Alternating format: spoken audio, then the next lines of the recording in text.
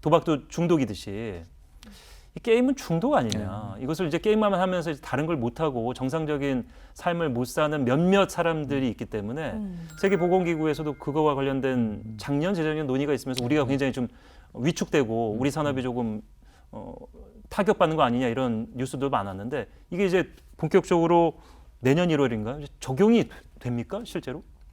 적용은 각 국가별로 맡겨져 있습니다. 예. 그래서 WHO는 이제 그걸 이제 질병 코드라고 부르는데요. 이제 번호를 부여한 거거든요. 그래서 게이밍 디스오더, 즉 게임 이용 장애라고 부르는데 게이밍 디스오더라는 명칭을 가지고 이 코드를 부여한다. 이전엔 코드가 없었거든요. 진단 코드가. 그러니까 질병으로 공식적으로 인정은 안 됐었던 거죠? 예, 그 전에. 근데 그걸 이제 질병으로 이런 코드로 부여할 테니 각 국가별로 권고한 거죠. 그러면 이제 도입할 건가 말 건가는 알아서 하는 거예요.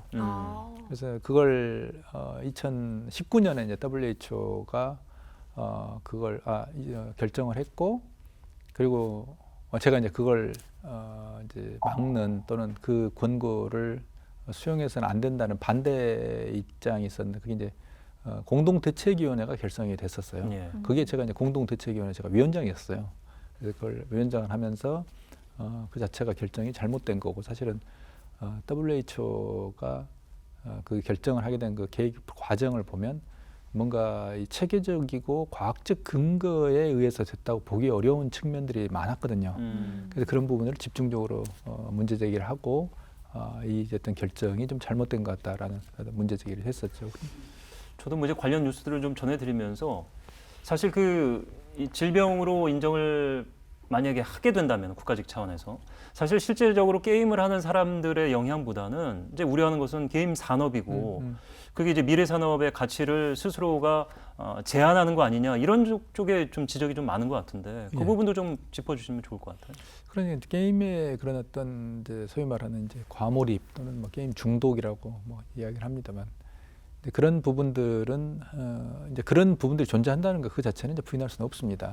그럼에도 불구하고 잘못하면 이제 소탐대시를 좀 할 수 있지 않느냐. 네. 그러니까 그런 부분에 집착해서 그 부분을만을 집중해서 뭔가를 규제를 하게 되면 결국은 산업 전체적으로 예를 들면 이제 산업적 피해가 예를 들면 뭐 거의 막 5조 막 이렇게 5조에서 10조 이런 산업적 피해가 발생을 할 뿐만이 아니고 실질적으로 국민의 결국에는 국민적 인식이 안 좋아지면 자기 자제들에게 그러니까 아들 딸들 게임을 못하게 이제 막을 거거든요. 옛날로 다시 또 회귀하게 되는. 예. 그래서 특히 청소년들에 대한 게임 플레이를 억제하는 쪽으로 가게 되면 그 어떤 청소년들이 또 못하게 한다고 안 할 것도 아니거든요. 음성적으로 또 예. 그래서 되겠죠. 또 하게 되면 음성화되고 이럴 가능성이 좀 있지 않느냐. 그리고 특히 이제 게임이라는 게 미래 산업이기 때문에 지금 최근에 이제 국가적으로 아주 핫한 이슈, 전 세계적으로 핫한 이슈, AI 빅데이터. 이 산업에 있어서 가장 지금 많은 노하우와 데이터를 축적하고 있는 게 게임이거든요. 근데 그런 부분 그리고 게임 개발자들하고 AI 개발자는 아주 긴밀하게 연관이 돼 있거든요. 네. 그러니까 한편으로는 미래 산업으로서 게임을 이야기하지만 한편으로는 게임을 이렇게 억제하는 정책을 이 두 가지 모순되는 이게 말도 안 되는 상황이 지금 현재 발생하고 있는 거거든요. 그래서 그런 점에 있어서는 질병 코드라는 그 어떤 코드를 도입하려는 시도 자체는 정말 바람직하지 못하다라고 생각을 하는 거죠. 네. 이게 군에서도 실제적으로 이제 훈련을 할 때 몸으로 진짜 이제 현장에 가서 총을 쏘거나 뭐 산을 타거나 아니면 전쟁 시뮬레이션 한 것도 있습니다만 모의 그 전술 훈련이라고 게임하듯이 실제로 소프트웨어를 가지고 컴퓨터를 가지고도 하거든요 훈련을. 그러니까 이런 국방이나 미래의 어떤 안보 이런 거와도 엄밀히 얘기하면 영향이 있는 거예요. 지금 그걸 워 시뮬레이션이라고 부르는데요. 예.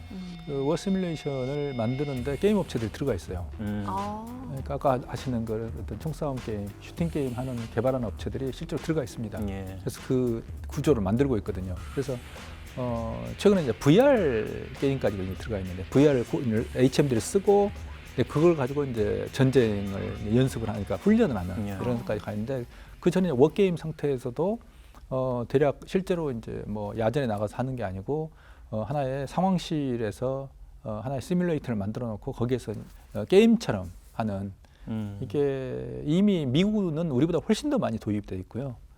그래서 심지어는 어떤 미군 같은 경우는 이라크라든지 중동에 파병하기 전에 VR 게임 형태로서 HMD를 쓰고 현지 적응을 하는 이런 훈련들을 하거든요. 네. 그런 점에서 본다면 이미 게임이라는 것은 단지 어떤 엔터테인먼트라든가 즐거움의 도구를 넘어서 산업으로 접근하는 거죠.